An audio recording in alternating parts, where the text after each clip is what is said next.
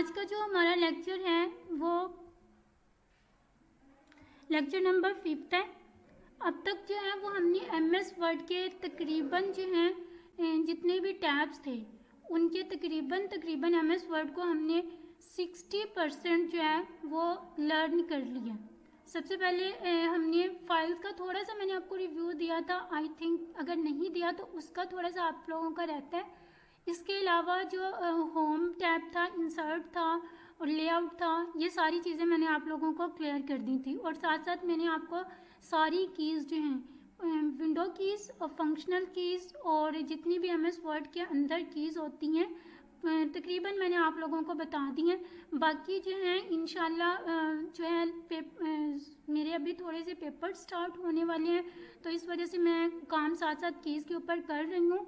तो जैसे आप लोगों का ये कोर्स कंप्लीट होगा तो इस कोर्स के एंड पे आप लोगों को जितने भी सॉफ्टवेयर्स मैं आप लोगों को करवाऊँगी उसकी तकरीबन आपको जितनी भी कीज़ होंगी वो सारी मैं आप लोगों को प्रोवाइड करूँगी। MS वर्ड के ऊपर जितनी भी कीज़ हैं, विंडोज़ की जितनी भी कीज़ होती हैं, इसके शॉर्टकट्स जितने हैं वो तकरीबन जितनी भी हों 230 हों 300 हों या इससे अबव हो जाएं, मैं सर्च वर्क कर रही हूँ। तो जैसे ही वो कंप्लीट होगा तो इंशाल्लाह ताला मैं आप लोगों के साथ शेयर करूँगी। हमारा जो सबसे लास्ट वाला लेक्चर होगा ना वो इन्हीं कीज़ के ऊपर होगा। मैं आपको पूरा जो है सॉफ्टवेयर्स की कीज़ का रिव्यूज़ दूँगी और इसके अलावा विंडो कीज़ के बारे में आपको सारा डिटेल में बताऊँगी। आज का जो हमारा लेक्चर है वो है रेफरेंस टैब के ऊपर। रेफरेंस टैब के ऊपर हमारा 5th लेक्चर है। इसके अंदर सबसे पहले हमारे पास आता है टेबल ऑफ कंटेंट।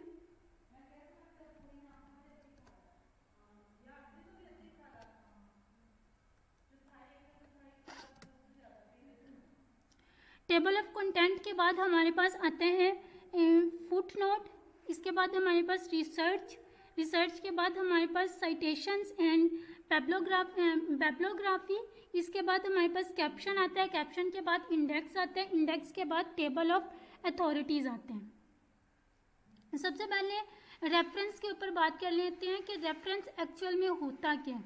रेफरेंस से मुराद यह है कि आपको किसी दूसरे बंदे का एड्रेस बताया जाता है, उसकी लोकेशन बताई जाती है MS वर्ड के अंदर। अगर कॉमन लैंग्वेज के अंदर इसको देखा जाए तो रेफरेंस जो है ये किसी के साथ इंट्रोडक्शन करने के लिए किसी थर्ड पर्सन का यूज़ किया जाता है। लाइक कि आपने मुझे कोई काम कहा है अपनी हेल्प के लिए, तो मेरे पास टाइम नहीं है या मुझे उस चीज़ के बारे में कुछ इतना अच्छा नॉलेज नहीं है, तो मैं आप लोगों को ये कहूँगी कि आप फलां मेंबर से जाके इस बारे में नॉलेज जो है वो गेट कर लें, अपना नॉलेज जो है वो कलेक्ट कर लें। तो जब आप उसके पास जाओगे, उस मेंबर के पास जाओगे, तो उसको सबसे पहले या तो वो आपसे खुद ही पूछ लेगा कि आप किसके रेफरेंस से हैं, या आप खुद उनको बताएंगे कि मुझे फलां मेंबर ने रेफ़र किया कि मैं आपसे इंफॉर्मेशन कलेक्ट कर लूँ। कॉमन लैंग्वेज में मतलब यह होता है कि किसी का हवाला देना। और अगर MS वर्ड की लैंग्वेज में देखा जाए तो MS वर्ड की लैंग्वेज में इसका यह मतलब बनता है कि किसी फंक्शन को किसी दूसरे फंक्शन को परफॉर्म करने के लिए पहले फंक्शन को दूसरे फंक्शन का एड्रेस बताना।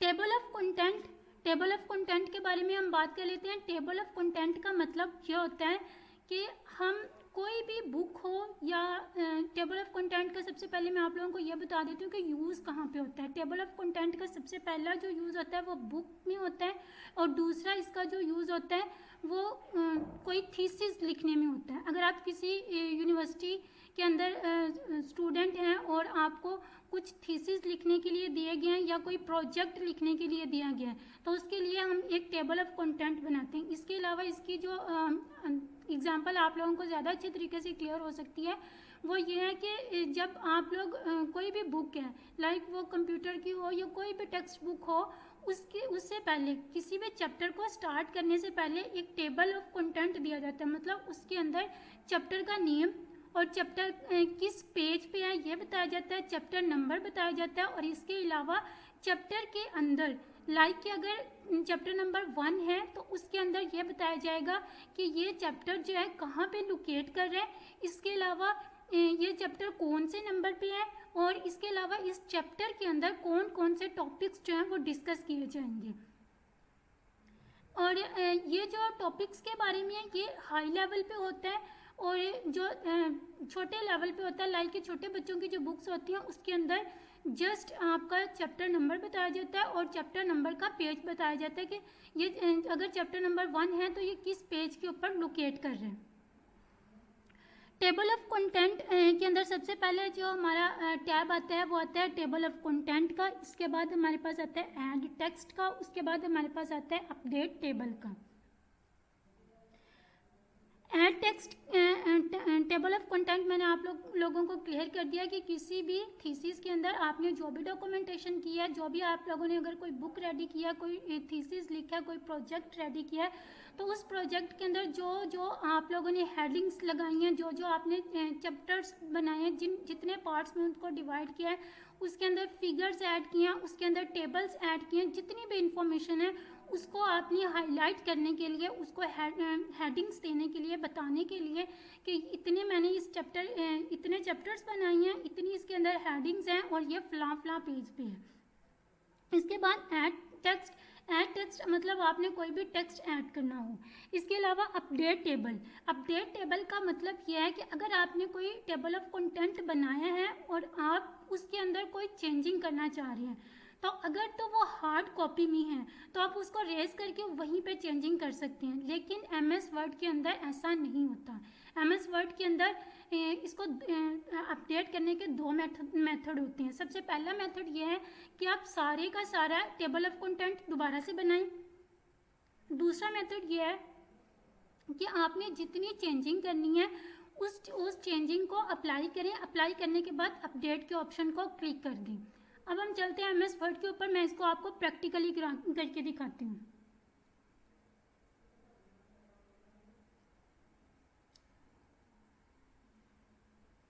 यहाँ पे मैं आप लोगों को दोबारा से रिव्यू कर देती हूँ कि मैंने आपको पेजेस और वर्ड्स का बताया था।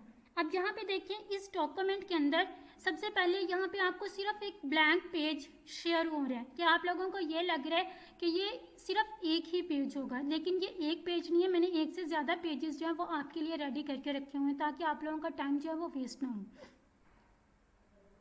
इन पेजेस के ऊपर पहला मेथड मैं आप लोगों को बता देती हूँ कि मैं जो एरो की है सेंटर वाली उसको क्लिक करूँगी तो नीचे जाके भी इस तरह भी देख सकती हूँ, लेकिन अगर इस तरह करूँगी तो मेरा थोड़ा टाइम वेस्ट होगा। और दूसरा मेथड यह है कि मैं यहाँ पे पेजेस के ऊपर क्लिक करूँगी तो मेरे जितने भी पेजेस होंगे इस डॉक्यूमेंट के अंदर वो मुझे यहाँ पे शो हो जाएंगे।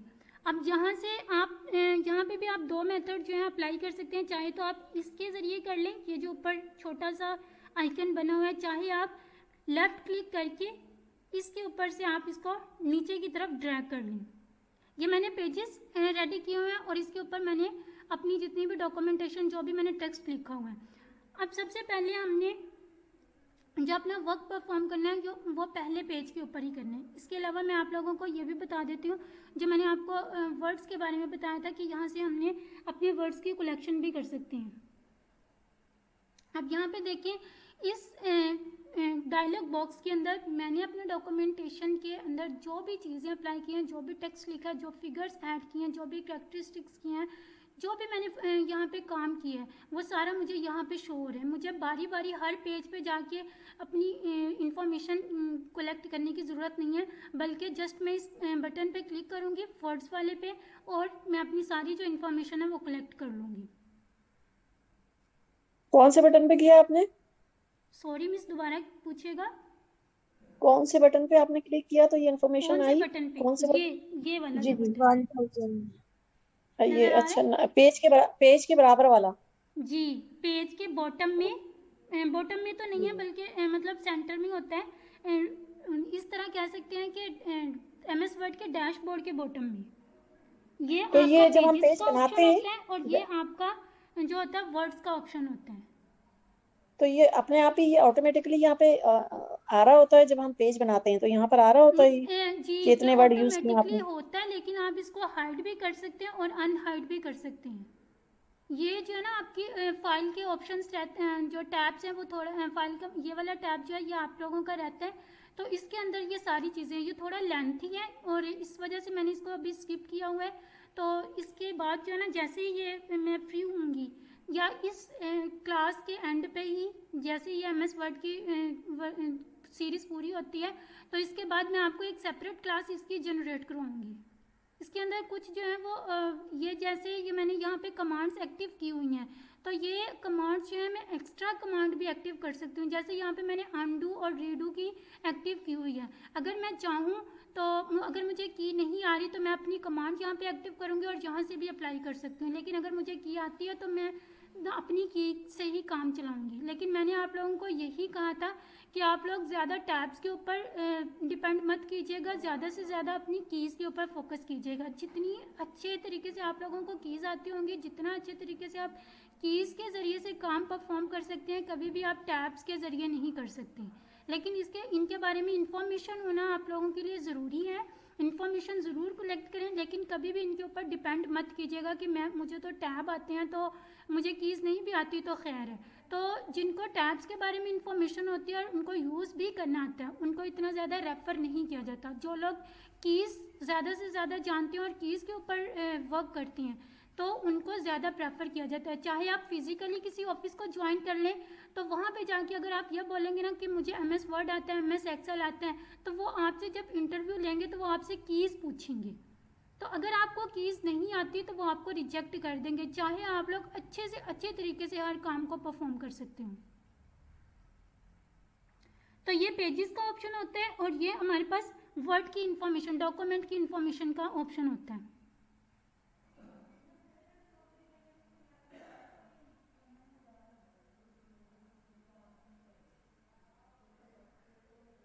ये ना काम खराब हो रहा है, ये चीज़ मैंने देखनी थी।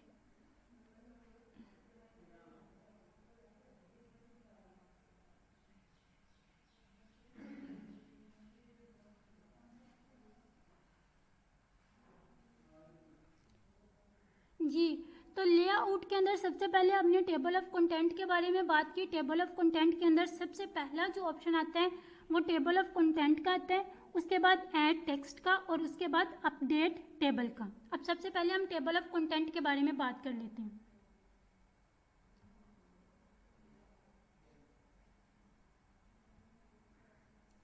अब यहाँ पे देखिए, ये आप लोगों को सही से नज़र आ रही है ना जो साइड पे मैंने पेजेस शो किए हुए हैं? जी आ रहे हैं। जी ठीक है।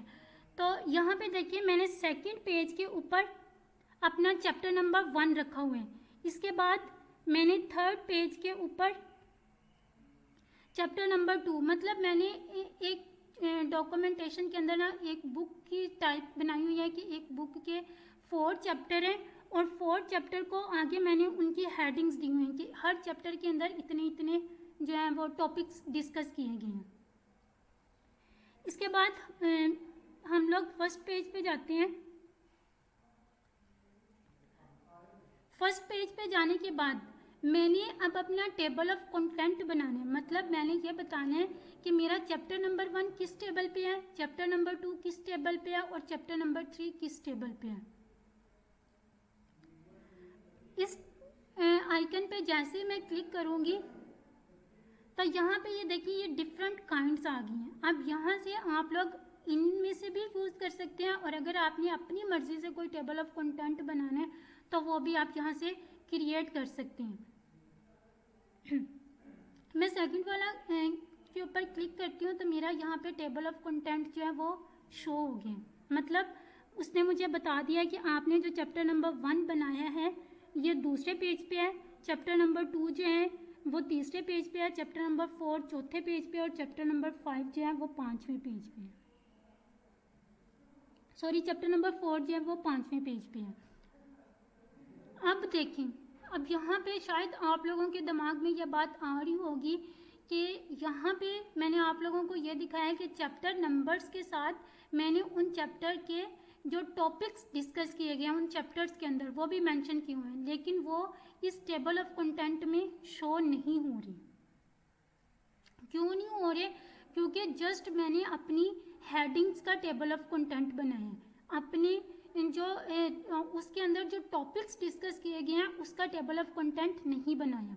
अब टेबल ऑफ कंटेंट बनाने के लिए मैं आप लोगों को यहाँ पे एक बात क्लियर कर दूं कि जब भी आपने टेबल ऑफ कंटेंट बनाना है तो सबसे पहले आपने हेडिंग्स को सिलेक्ट करना है। उन हेडिंग्स को आपने मतलब आपने जो भी लाइक के मैं आपको यहाँ पे क्लियर कर देती हूँ। यहाँ पे देखिए ये चैप्टर नंबर 1 जो है, चैप्टर नंबर 1 को पहले आपने एक हेडिंग में कन्वर्ट करना है। अब हेडिंग से मुराद ये नहीं है कि आपने इसको हाईलाइट करना है, इसका कलर चेंज करना है, इसको बोल्ड करना है, या इसको इटैलिक करना है, या इसको अंडरलाइन करना है। हेडिंग से मुराद ये नहीं है। हेडिंग से मुराद ये है कि इसको आपने हाईलाइट करना है, मतलब आपने उसको बताना है कि ये मेरी एज 1 है, मतलब ये मेरा हेडर है। ठीक है, फॉर्मेटिंग कर देना कोई हेडिंग नहीं होती। अगर हम किसी टेक्स्ट के ऊपर जो है फॉर्मेटिंग कर देते हैं, मतलब उसको बोल्ड कर देते हैं, अंडरलाइन कर देते हैं, इटैलिक कर देते हैं, उसका हाईलाइटर उसके ऊपर अप्लाई कर देते हैं, या उसकी राइटिंग का कलर चेंज कर देते हैं, तो वो हेडिंग नहीं होती। हेडिंग का मतलब ये होता है कि हम उसको बताते हैं कंप्यूटर को कि ये हमारी एज 1 है, मतलब हेडिंग है। ठीक है, अब ये अप्लाई कैसे करनी है?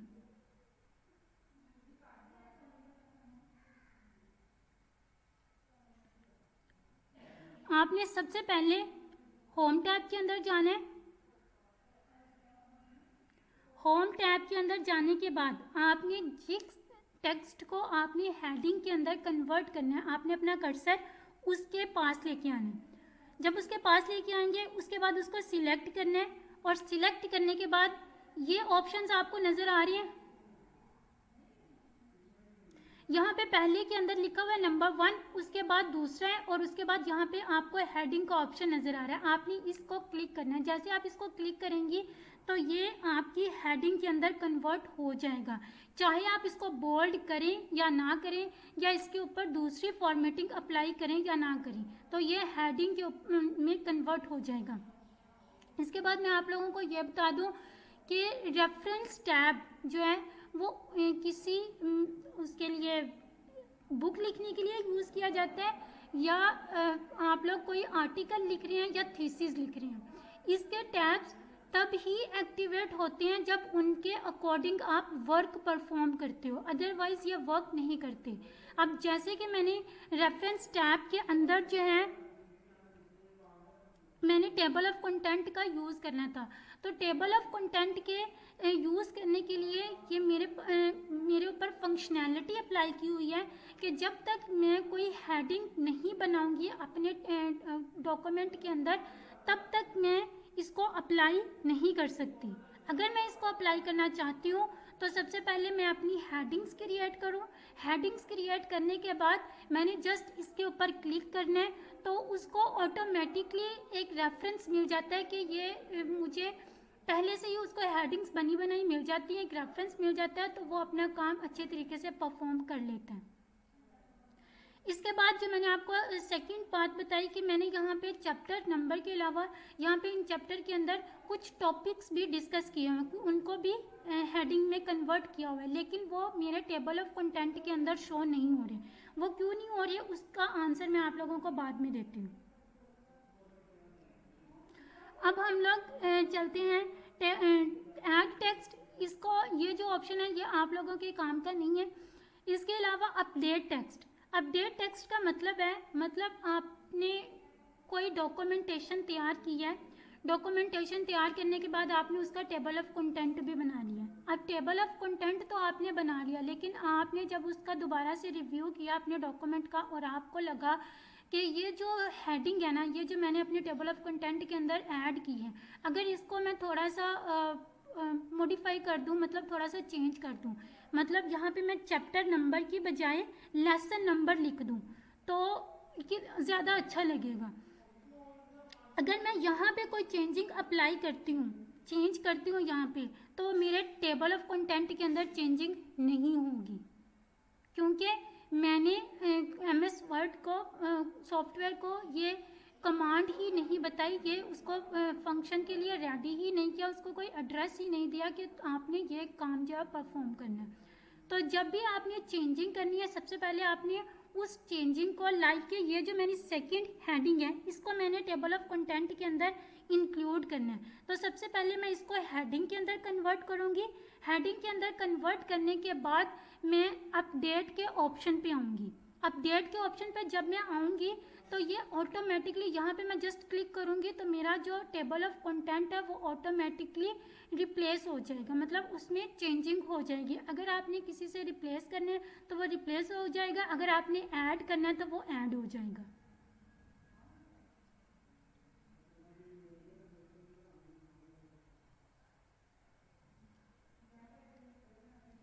ये तीनों ऑप्शंस क्लियर है?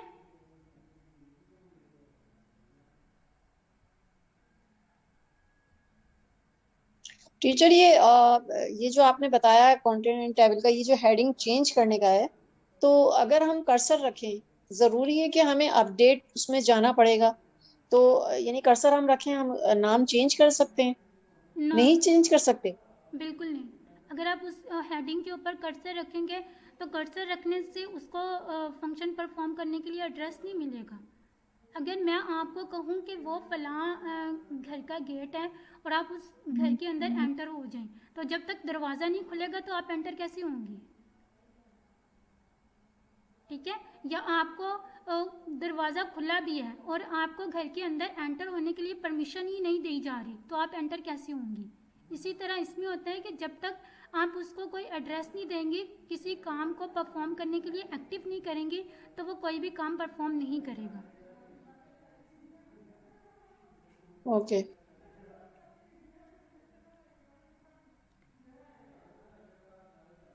इसके बाद नेक्स्ट जो है हमारे पास ऑप्शन है वो आता है फुट नोट का। फुट नोट के अंदर हमारे पास सबसे पहला ऑप्शन होता है इंसर्ट नोट, उसके बाद इंसर्ट एंड नोट, इसके बाद नेक्स्ट फुट नोट और इसके बाद होता है शो फुट नोट। अब फुट नोट को समझ लेते हैं कि फुट नोट एक्चुअल में होता क्या है। हम लोग अक्सर बोलते हैं फ्रंट बॉटम। फुट का जो वर्ड है वो हम इतना ज़्यादा अपनी डॉक्यूमेंटेशन के अंदर यूज़ नहीं करते, या हम अपने स्पीकिंग के अंदर भी इतना ज़्यादा यूज़ नहीं करते। या अगर हमने किसी पेज का एंड बताना है, या हम कहते हैं एंड या हम कहते हैं बॉटम। ठीक है, हम फुट का वर्ड इतना ज़्यादा यूज़ नहीं करते। अब फुट नोट का मतलब क्या है? फुट नोट का मतलब यह है कि आपने किसी भी टेक्स्ट के रिलेटेड एक्स्ट्रा इंफॉर्मेशन प्रोवाइड करनी है, एक्स्ट्रा इंफॉर्मेशन प्रोवाइड करनी है, और उसके लिए आप फुट नोट का यूज़ कर सकते हैं। फुट नोट जो है ये आपके पेज के करंट पेज के एंड पे लगता है। मतलब अगर जैसे ये मेरी स्लाइड है, अब यहाँ पे अगर मैं कोई फुट नोट ऐड करना चाहूँगी तो इसी स्लाइड के एंड पे अप्लाई होगा। ये किसी फुट नोट का मतलब क्या होता है कि आपने कोई एक्स्ट्रा इंफॉर्मेशन अपने डॉक्यूमेंट के अंदर ऐड करनी है। लाइक के मैंने यहाँ पे मैंने जो सबसे पहले हेडिंग दी है वो इंट्रोडक्शन दी है।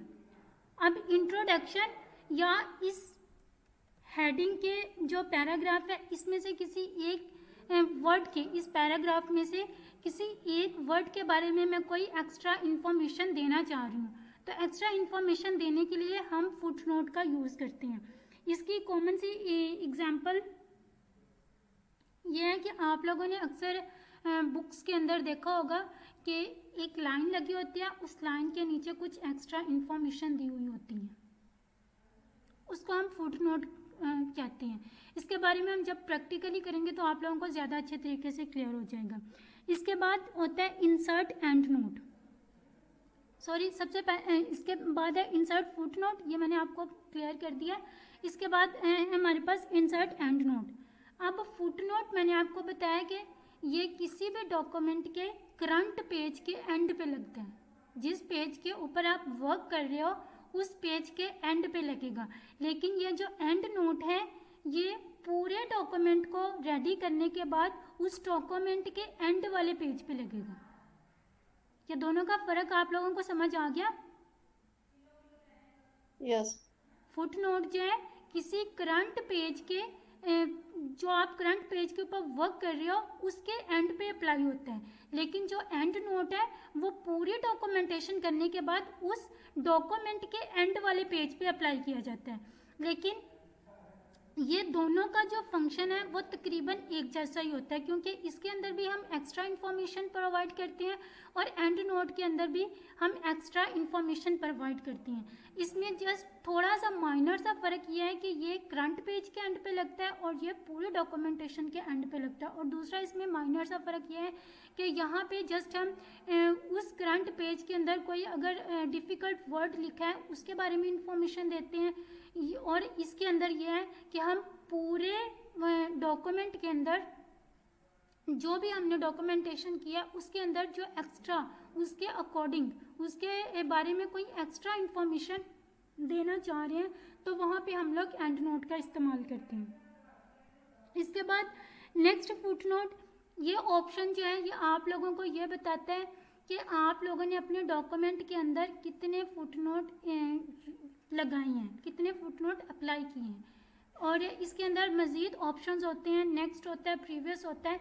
उसका यूज़ इसलिए किया जाता है कि अगर आप सेकंड फुट नोट पे हैं और आप देखना चाह रहे हैं कि मेरे इस फुट नोट के बाद जहाँ पे मैं करंट पोजीशन पे हूँ उस पोजीशन से पहले या उस पोजीशन के बाद कोई फुट नोट लगा हुआ है या नहीं लगा हुआ।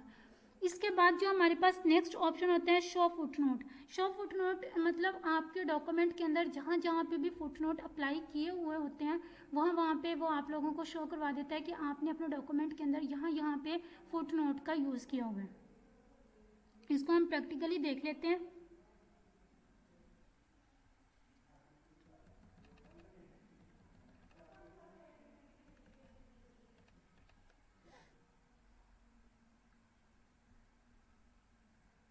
अब वो कैसे अप्लाई होगा,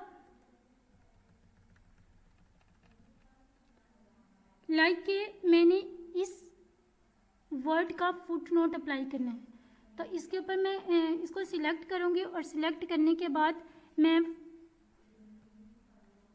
फुट नोट जो है वो ऐड कर दूँगी। तो ये देखिए मेरे पास नंबर 1 मतलब मैंने एक फुट नोट जो है वो ऐड कर लिया।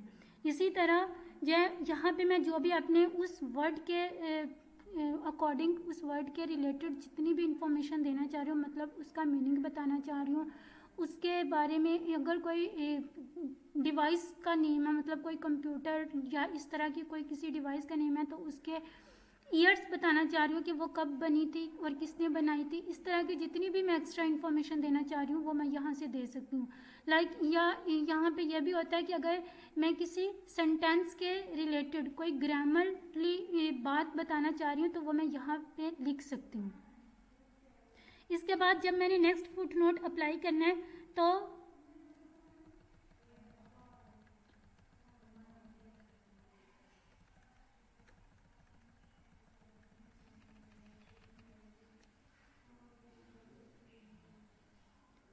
इस वर्ड को सिलेक्ट करना है और फुट नोट। इसी तरह मैं सारे डॉक्यूमेंट के ऊपर फुट नोट जो है वो अप्लाई कर सकती हूँ।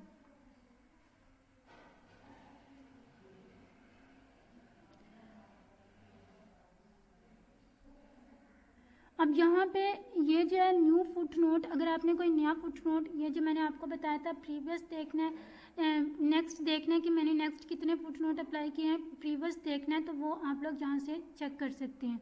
यहाँ पे एक जो है वो शो फुट नोट, तो आप लोगों को यहाँ पे वो बता देगा कि आपने अपना फुट नोट जो है वो कहाँ कहाँ पे अप्लाई किया हुआ है और किस वर्ड पे अप्लाई किया हुआ है। ठीक है, यहाँ पे कोई ज़रूरी नहीं है कि आपने जस्ट हेडिंग के ऊपर ही फुट नोट लगाना है। आप लोग अपना फुट नोट जो है वो किसी भी वर्ड के ऊपर लगा सकते हैं, मतलब जहाँ से अपने पैराग्राफ के अंदर से जो भी आप लोगों को लगता है कि ये जो वर्ड है ये पढ़ने वाले को समझ नहीं आएगा या इसके रिलेटेड मुझे और भी इंफॉर्मेशन पता है तो मैं वो भी देना चाह रही हूँ, लेकिन वो मैं यहाँ पे नहीं लिखना चाह रही, मैं एंड पे लिख देती हूँ, तो उसमें जो है आपको फुटनोट यूज़ करना पड़ता है।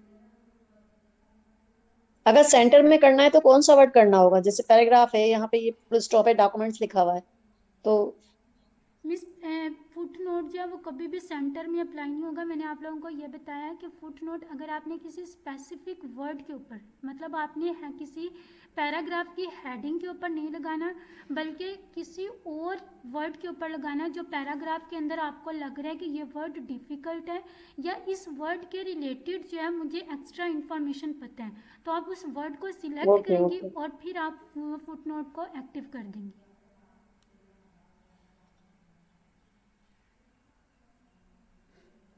नेक्स्ट फुट नोट, ये मैंने आप लोगों को क्लियर कर दिया कि यहाँ पे हमें ये मिलता है, पता चलता है कि हमने अपना मतलब अगर मैं सेकंड पेज पे हूँ तो मैं ये देखना चाह रही हूँ कि मैं जिस पेज पे हूँ, मैं जिस करंट पोजीशन पे हूँ, क्या मेरे इस पोजीशन से फ्रंट पे मतलब इससे ऊपर या इससे नीचे कोई फुट नोट अप्लाई हुआ है या नहीं हुआ। इसके बाद शो फुट नोट, मैंने आप लोगों को ये बताया कि शो फुट नोट में ये होता है कि आपके डॉक्यूमेंट के अंदर जितने भी फुट नोट होते हैं वो सारे आपको आपका कर्सर जो है वो उस पे या उस पे जाके हाईलाइट हो जाता है कि आपने यहाँ पे अपने फुट नोट जो हैं वो अप्लाई किए हुए हैं। नेक्स्ट हमारे पास रिसर्च का जो ये टैब है, इसमें ये होता है कि आपके डॉक्यूमेंट के अंदर कुछ वर्ड्स ऐसे हैं जो आप लोगों को समझ नहीं आ रही, कुछ सेंटेंस ऐसे हैं जो आप लोगों को समझ नहीं आ रही, तो आप लोग उनको समझने के लिए क्या करते हैं कि आप या तो नेट का यूज़ करते हैं कि अगर आप लैपटॉप पे स्टडी कर रहे हैं और आपको लग रहा है कि ये वर्ड जो है डिफ़िकल्ट है, इसके बारे में मुझे इन्फॉर्मेशन नहीं है, तो आप जो है अपने मोबाइल के ऊपर क्रोम ब्राउज़र में जाके उस वर्ड को टाइप करते हैं और इसके बारे में इंफॉर्मेशन कलेक्ट कर लेते हैं।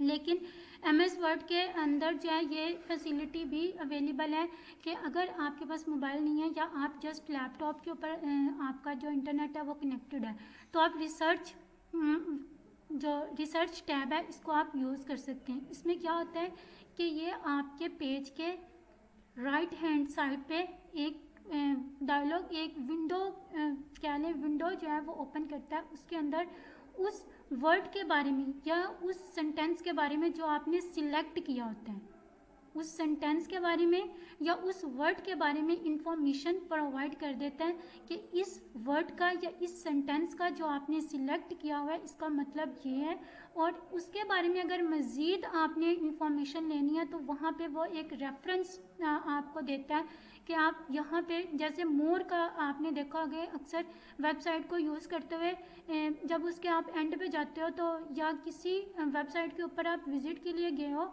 और उसके ऊपर जो डॉक्यूमेंटेशन की गई है, जो कुछ रिटन फॉर्म में लिखा हुआ है, उस पैराग्राफ के एंड पे या उस डॉक्यूमेंट के एंड पे लिखा हुआ होता है कि मोर इन्फॉर्मेशन, या अगर आप मज़ीद जानना चाहते हैं तो मोर के बटन पे क्लिक करें तो आप नेक्स्ट पेज पे या इसके रिलेटेड इसी पेज के ऊपर आपको इन्फॉर्मेशन मिल जाएगी। और हमेशा ये बात याद रखिएगा कि अगर किसी डॉक्यूमेंट के ऊपर जो है वो किसी वेबसाइट का लिंक या किसी और चीज़ का लिंक जो है लगाया हुआ है तो उसका हमेशा जो कलर होता है वो ब्लू कलर में होता है। जैसे ही आप अपना कर्सर जो है उसके ऊपर लेके जाते हैं तो वो एक्टिव हो जाता है, उसको मतलब जैसे ही कर्सर आपका उस वर्ड के ऊपर जाता है तो उस वर्ड को एक एड्रेस मिलता है कि हो सकता है कि ये काम परफॉर्म करने के लिए मुझे कही। ठीक है, इसकी कॉमन सी एग्जांपल इस तरह ले सकते हैं कि जैसे हम घर में बैठे हैं और हम लोग कहते हैं कि हम फ्री बैठे हैं और हमारी अम्मी जो है हमारे पास से गुजरते हैं तो हमें यही लगता है कि ज़रूर कोई ना कोई काम ज़रूर करेंगी। पर उसी तरह उसमें ये होता है कि उसको ये होता है कि हो सकता है कि ये मुझे फंक्शनैलिटी के लिए एक्टिव करे।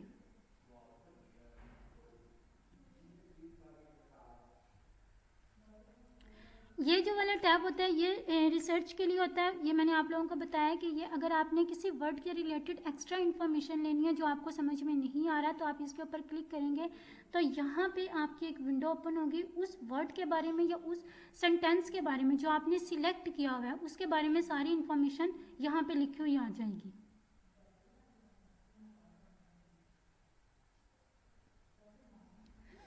इसके बाद हमारे पास होता है इंसर्ट साइटेशन, और इसके बाद हमारे पास होता है मैनेज सोर्स और बिब्लियोग्राफी और बिब्लियोग्राफी स्टाइल। सबसे पहले साइटेशन के बारे में बात कर लेते हैं। इंसर्ट साइटेशन, साइटेशन का मतलब ये है कि इसका जो यहाँ पे मैं आप लोगों को एक और बात क्लियर कर दूँ कि रेफरेंस टैब का एजुकेशनल पर्पसेस के अंदर कोई इतना ज़्यादा यूज़ नहीं होता, लेकिन डाटा एंट्री के अंदर इसका यूज़ होता है। इसका यूज़ कैसे हो सकता है कि हो सकता है कि आपका क्लाइंट आपसे कोई बुक बनाने का कहे, या आपका क्लाइंट आपको यूनिवर्सिटी के थीसिस बनाने का कहे, ऐसा भी हो सकता है। या हो सकता है कि आप लोकली वर्क कर रहे हैं, लोकली वर्क मतलब आप पाकिस्तान में रहते हुए जस्ट पाकिस्तानी लोगों से ही डील कर रहे हैं, तो हो सकता है कि यहाँ के ही क्लाइंट जो लोकल क्लाइंट है वो आपको कहें कि हमारा यूनिवर्सिटी के स्टूडेंट अक्सर ये काम करवाते हैं कि थीसिस लिख दें, हमारे प्रोजेक्ट्स जो हैं वो रेडी कर दें। तो ये सारा जो रेफरेंस टैब होता है ये इस किस्म के डॉक्यूमेंटेशन के लिए यूज़ किया जाता है।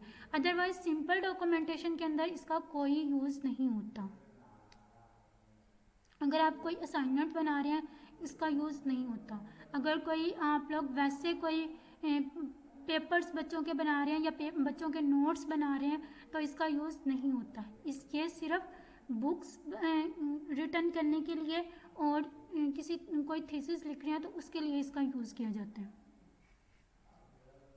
साइटेशन का मतलब ये होता है कि अगर आप किसी यूनिवर्सिटी के अंदर कह लें या किसी कंपनी के अंदर एक वर्क कर रहे हैं और आप जो है वो कंटेंट राइटर हैं, तो आप रिटर्न कर रहे हैं और जो बुक आप लिख रहे हैं उस बुक को कोई और राइटर भी लिख रहे हैं, उस बुक को कोई और राइटर भी लिख रहा है और आप भी उस बुक को लिख रहे हैं। उस बुक के कुछ टॉपिक्स या कुछ चैप्टर्स जो हैं वो आप लिख रहे हैं, कुछ चैप्टर्स जो हैं उन्होंने कोई और राइटर जो है वो हायर किया हुआ है। मतलब एक से ज़्यादा राइटर्स जो हैं वो एक बुक के ऊपर वर्क कर रहे हैं। या इसकी एग्जांपल इस तरह भी ले सकते हैं कि आपके कंप्यूटर के ऊपर जो आप डॉक्यूमेंटेशन कर रहे हैं उस डॉक्यूमेंटेशन को कोई दूसरा मेंबर भी इन्हेंस कर रहा है, उसके अंदर मतलब जो भी मटेरियल आप ऐड कर रहे हैं उसके अंदर दूसरा कोई और मेंबर भी उसके अंदर लिख रहे हैं। तो साइटेशन का यूज़ इस पर्पस के लिए किया जाता है कि हम बताते हैं कि इस डॉक्यूमेंट के ऊपर कौन कौन से राइटर जो हैं वो वर्क कर रहे हैं। इसको मज़ीद जब हम प्रैक्टिकली मैं आप लोगों को करके दिखाऊंगी तो फिर आप लोगों को ज़्यादा अच्छे तरीके से क्लियर हो जाएगा। मैनेज सोर्स का मतलब ये होता है कि आपने मतलब जो लोग बुक्स लिख रहे हैं उनका डाटा आपने ऐड करना है। मतलब चैप्टर नंबर 1 जो है या कोई पॉइंट जो है, अक्सर ये जो होता है ना मैनेज सोर्स, ये अक्सर आप लोगों ने देखा होगा 11-12 की बुक्स के अंदर और 9-10 की बुक्स के अंदर भी राइटर्स के नेम लिखे होते हैं कि ये पॉइंट जो है ये फ़लाँ राइटर ने लिखी है, ये चैप्टर या ये कहानी जो है ये फ़लाँ राइटर ने लिखा है। तो वहाँ पे मैनेज सोर्स मतलब क्या होता है कि उसके राइटर के बारे में पूरी इंफॉर्मेशन वहाँ पे पहले कलेक्ट की होती है। इसके बाद बिब्लियोग्राफी स्टाइल है। बिब्लियोग्राफी में ये होता है कि आप लोगों ने एक बुक है और वो एक से ज़्यादा लोगों ने रेडी की है, मतलब उसके ऊपर जो डॉक्यूमेंटेशन की है जो लिखा है वो एक से ज़्यादा लोगों ने लिखा है। सपोज कर लें कि एक बुक जो है वो 4 लोगों ने लिखी है और 5वां जो मतलब पब्लिशर है उसको नहीं पता कि इस बुक को किस किस राइटर ने लिखा है और इसका कौन कौन सा सेक्शन जो है या कौन कौन सा चैप्टर या कौन कौन सा पैराग्राफ जो है वो किस राइटर ने लिखा है। तो जब हम बिब्लियोग्राफी के ऑप्शन पे क्लिक करते हैं तो जिस सेक्शन को या जिस चैप्टर को जिस राइटर ने लिखा होता है उसके बारे में सारी इंफॉर्मेशन जो है वो हमें मिल जाती है कि ये जो चैप्टर या ये सेक्शन जो है ये फ़लाँ राइटर ने लिखा है और किस ईयर में लिखा है, ये चीज़ें भी मेंशन होती हैं और कितना लिखा है और किस बुक में लिखा है, ये सारी चीज़ें भी मेंशन होती हैं। और बिब्लियोग्राफी स्टाइल के अंदर डिफरेंट स्टाइल यूज़ होते हैं, ये माइनर से होते हैं, इतने ज़्यादा कोई नहीं होते जो आप लोगों की समझ में ना आए। इसमें जस्ट ये होता है कि बाज़ यूनिवर्सिटीज़ के अंदर आजकल जो है वो आपका जो सेकंड नेम है वो पहले कॉल किया जाता है और जो आपका फर्स्ट नेम है वो बाद में कॉल किया जाता है। इसी तरह बिब्लियोग्राफी स्टाइल के अंदर भी ये चीज़ें होती हैं कि आप अपना फर्स्ट नेम पहले कॉल करवाना चाहते हैं या लास्ट नेम पहले कॉल करवाना चाहते हैं। तो इसके अंदर जस्ट ये माइनर सी चीज़ें होती हैं और इसके अंदर कोई इतना बड़ा काम नहीं होता।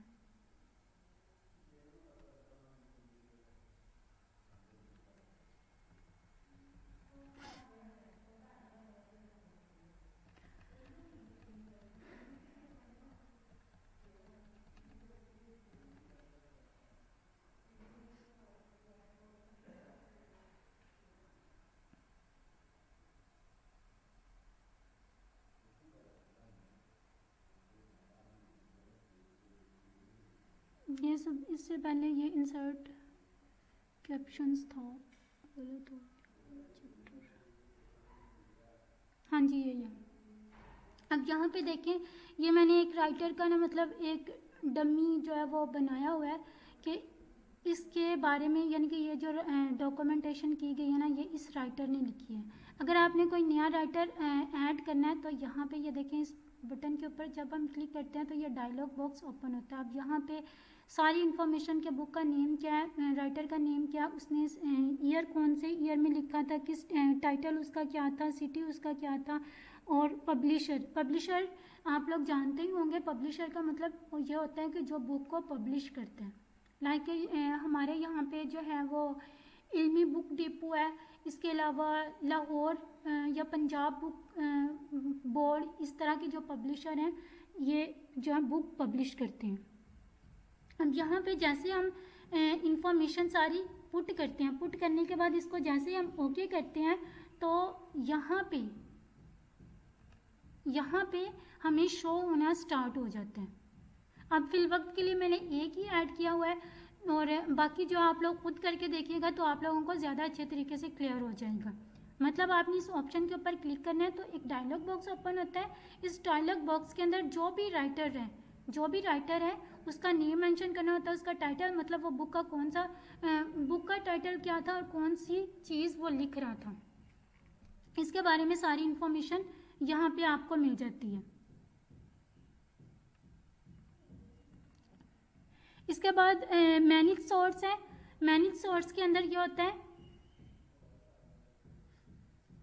जी, मैनेज सोर्स के अंदर आपके पास मास्टर लिस्ट होती है और एक होती है ग्रांट लिस्ट।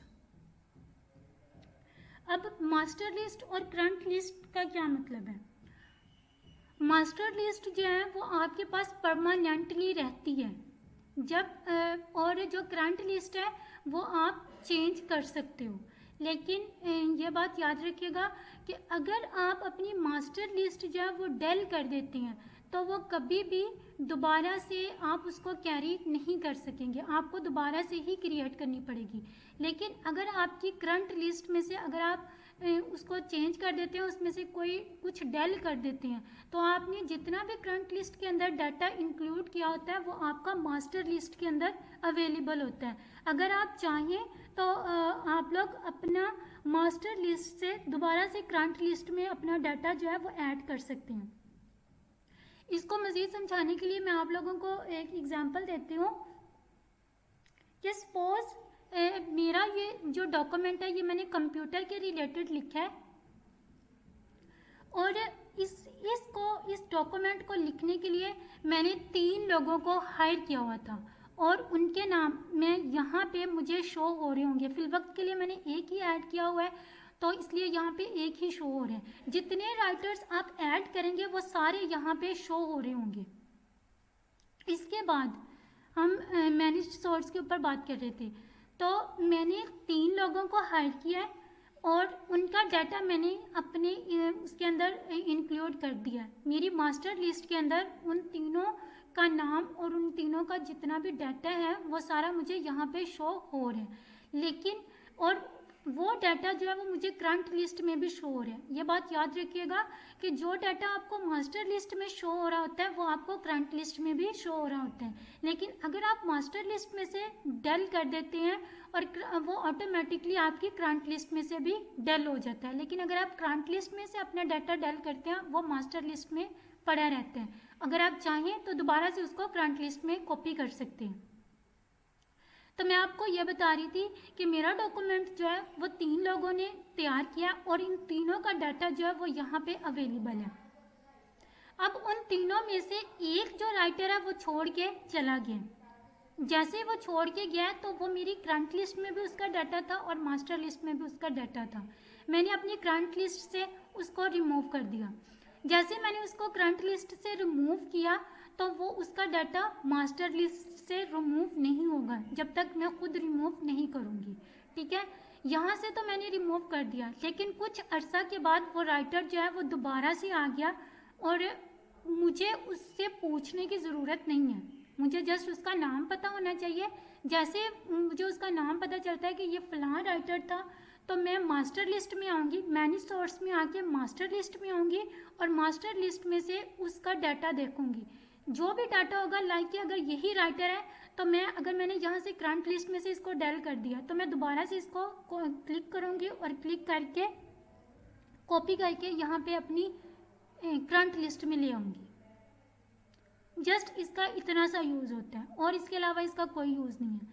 ये बात मैं दोबारा से आप लोगों को क्लियर कर दूं कि मास्टर लिस्ट में से अगर आप डाटा जो है वो डिलीट करेंगे तो वो सारा डाटा आपको दोबारा से क्रिएट करना पड़ेगा। इसके बाद ये मैंने आपको स्टाइल्स के बारे में बताया, ये आप लोग इसको खुद भी देख लीजिएगा कि अगर आप लोग चाहते हैं कि आप लोगों का फर्स्ट नेम पहले कॉल किया जाए, सेकंड नेम बाद में कॉल किया जाए, तो आप लोग यहाँ से सेटिंग्स कर सकते हैं। और अगर आप लोग चाहते हैं कि मेरा सेकंड नेम पहले कॉल हो और फर्स्ट नेम बाद में कॉल हो तो ये भी आप लोग यहाँ से सेटिंग कर सकते हैं।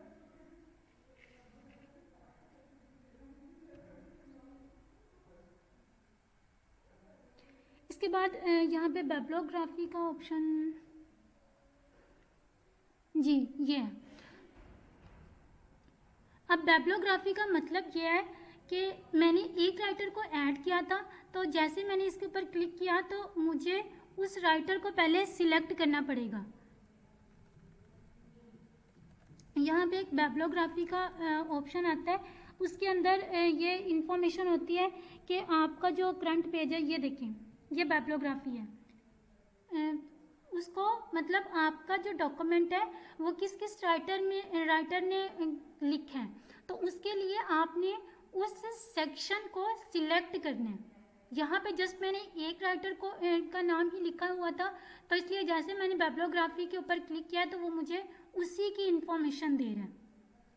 इसके अलावा इसका जो अच्छे तरीके से यूज़ करते हैं, मतलब सही इसका जो यूज़ है, लाइक कि मैंने इस पैराग्राफ को देखना है कि इस पैराग्राफ को किसने लिखा है, किस राइटर ने लिखा है और कब लिखा था, तो मैं इसको सिलेक्ट करूँगी और इसके बाद मैं बिब्लियोग्राफी के ऑप्शन पे क्लिक करूँगी। जैसे मैं बिब्लियोग्राफी के ऑप्शन पे क्लिक करूँगी तो जैसे ये ऊपर मुझे शो हुआ है, इसी तरह मुझे यहाँ पे या जहाँ पे स्पेस होगी वो मुझे वहाँ पे शो कर देगा कि आपका ये वाला जो सेक्शन है ये फलां राइटर ने लिखा था और इस साल में लिखा था, और उसका जो उसके बारे में जो भी इंफॉर्मेशन होगी वो मुझे शो हो जाएगी।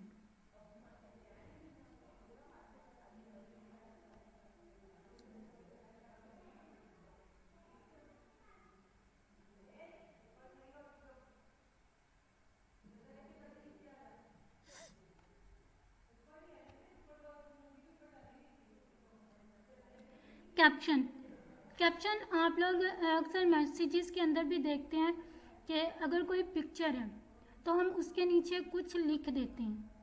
अब उस लिखने को हम कैप्शन कहते हैं। कैप्शन का मतलब ये होता है कि उस पिक्चर के रिलेटेड हम कुछ लिख सकते हैं या अपने कोई इमोशंस, अगर कोई मतलब हम लोग अक्सर स्टेटस पे अपने कैप्शन जो है वो मेंशन करते हैं कि कुछ पिक्चर जो है वो हमें अट्रैक्टिव लगती हैं तो हम उसको देख के इमोशनल हो जाते हैं और जैसे हम उसको स्टेटस पे अप्लाई करते हैं तो उसके नीचे कुछ हम अपने कमेंट्स जो हैं वो पास कर देते हैं, तो इसको हम कैप्शन कहते हैं। अब एजुकेशनल पर्पसेस के लिए इसका क्या यूज़ होता है कि आपके चैप्टर्स के अंदर कुछ फिगर्स भी होती हैं, कुछ पिक्चर्स भी होती हैं, कुछ टेबल्स भी लिखे हुए होते हैं। तो उन टेबल्स और पिक्चर्स और फिगर्स के नीचे छोटा सा लिखा होता है रिटन फॉर्म में, या तो उसके नीचे लिखा होता है कि फिगर नंबर, या उसके नीचे कोई एक्स्ट्रा इन्फॉर्मेशन दी होती है उस पिक्चर के रिलेटेड, या उसके नीचे आप लोग चैप्टर नंबर भी शायद लिखा हुआ होता है, अक्सर पेज नंबर ही लिखा होता है या फिगर नंबर लिखा होता है। तो उसको हम कैप्शन बोलते हैं, मतलब उस पिक्चर का एड्रेस दे देते हैं। इंसर्ट कैप्शन, जब आप कैप्शन जो अगर आप किसी पिक्चर के ऊपर इंसर्ट करना चाहते हैं तो आपने इंसर्ट कैप्शन के ऑप्शन पर जाना और वहाँ पे अपना कैप्शन जो है वो अप्लाई कर देना। आगे टेबल ऑफ फिगर्स, जैसे हमने टेबल ऑफ कंटेंट बनाया है इसी तरह टेबल ऑफ फिगर्स भी बनता है। इसी तरह ये अपडेट टेबल है और इंसर्ट क्रॉस रेफरेंस, ये आपको मैंने लिंक वाला अभी नहीं करवाया तो ये इसको अभी आप रहने दीजिएगा। जैसे ही मैं आप लोगों को लिंक वाला करवाऊंगी तो आप लोगों को ज़्यादा अच्छे तरीके से क्लियर हो जाएगा। लेकिन यहाँ पे मैं आप लोगों को छोटी सी एग्जांपल जो मैंने आपको पहले भी बताई है कि अगर आप किसी वेबसाइट का विज़िट कर रहे हैं और उसके ऊपर आपने सर्च किया है हिस्टोरिकल प्लेसेस ऑफ पाकिस्तान, उसने कुछ प्लेसेस तो आपको बता दिया, मतलब 5 या 6 प्लेसेस के बारे में बता दिया। उसके बाद उसने लिख दिया मोर लिखने के बाद उस मोर के बटन के ऊपर उसने एक लिंक लगा दिया, एक रेफरेंस लगा दिया कि अगर आपने मज़ीद इन्फॉर्मेशन लेनी है तो आप इस बटन के ऊपर क्लिक करें तो आपके पास मज़ीद इन्फॉर्मेशन खुल के सामने आ जाएगी। अब उस बटन पे क्लिक करके हो सकता है कि वो जो लिंक लगा हुआ है वो उसी पेज का लगा हुआ है, या हो सकता है कि वो किसी दूसरी वेबसाइट के पेज पे आपको मूव करवाए। इसी तरह रेफरेंस लिंक में होता है कि जब हम रेफरेंस लिंक बनाते हैं तो हम जिसका रेफरेंस लिंक बनाते हैं तो उस रेफरेंस लिंक के ऊपर जब हम क्लिक करते हैं तो हमें एक एड्रेस बताता है कि इस वर्ड के ऊपर जो है आपका रेफरेंस लिंक लगा हुआ है। अगर आपने इसको खोलना है तो रेफरेंस लिंक को खोलने का तरीका यह है कि आपने कंट्रोल के बटन को दबा के रखना है और आपने कर्सर से, मतलब जो आपका माउस है उसको आपने क्लिक करना है, तो आपको वो ऑटोमेटिकली उस सेक्शन पे या उस चैप्टर पे आपको मूव करवा देगा।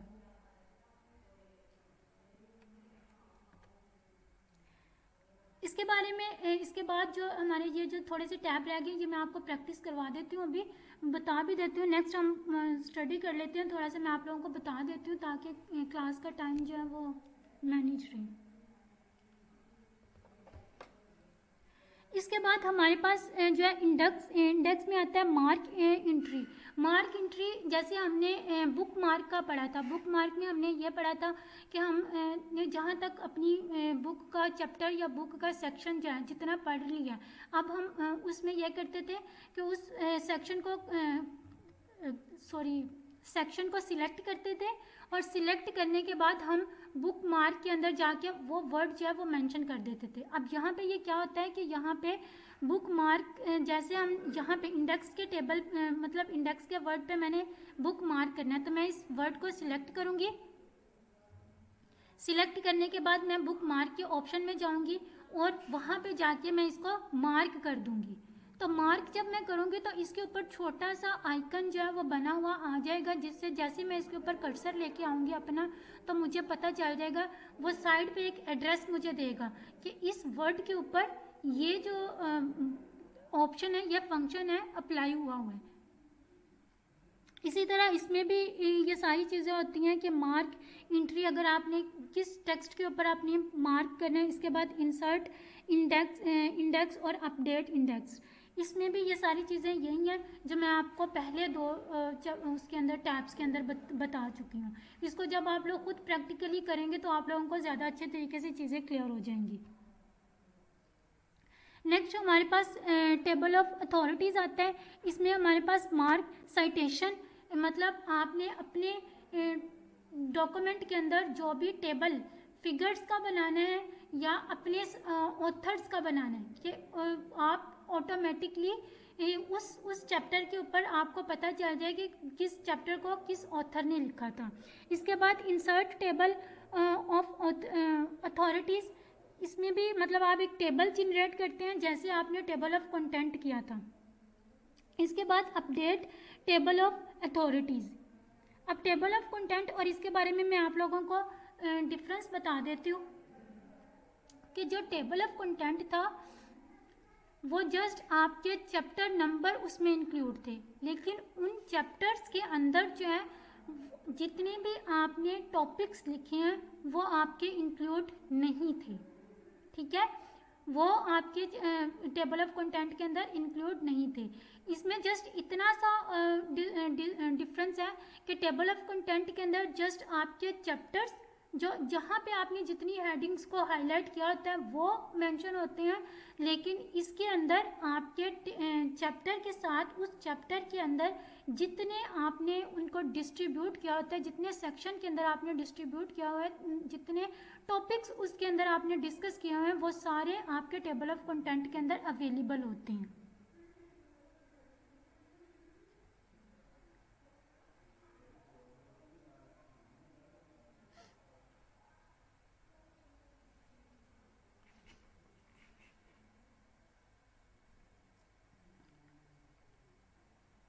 जी, इंसर्ट कैप्शन, ये मैंने आप लोगों को बताया कि जैसे हमने कल लेआउट के अंदर दो तरह के टैब्स देखे थे, दो तरह के ग्रुप्स देखे थे, टैब्स कह रही हूँ ग्रुप्स, दो तरह के ग्रुप्स देखे थे कि अगर हम कुछ जो ग्रुप्स थे वो टेक्स्ट के लिए थे और कुछ ग्रुप्स जो थे वो पिक्चर्स के लिए थे। इसी तरह इसमें है कि कुछ ग्रुप्स जो हैं वो टेक्स्ट के लिए हैं और कुछ ग्रुप्स जो हैं वो पिक्चर के लिए हैं। अब यहाँ पे ये जो इंसर्ट कैप्शन है, इंसर्ट कैप्शन आपके ये सारे जो ऑप्शंस हैं ये तभी एक्टिवेट होंगे जब आप किसी फिगर को सिलेक्ट करोगे।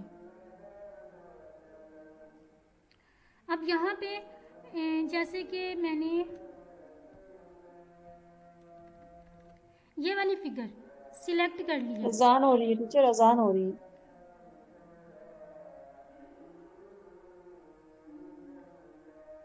चलिए अजान का वेट कर लें, उसके बाद फिर मैं कंटिन्यू करती हूँ।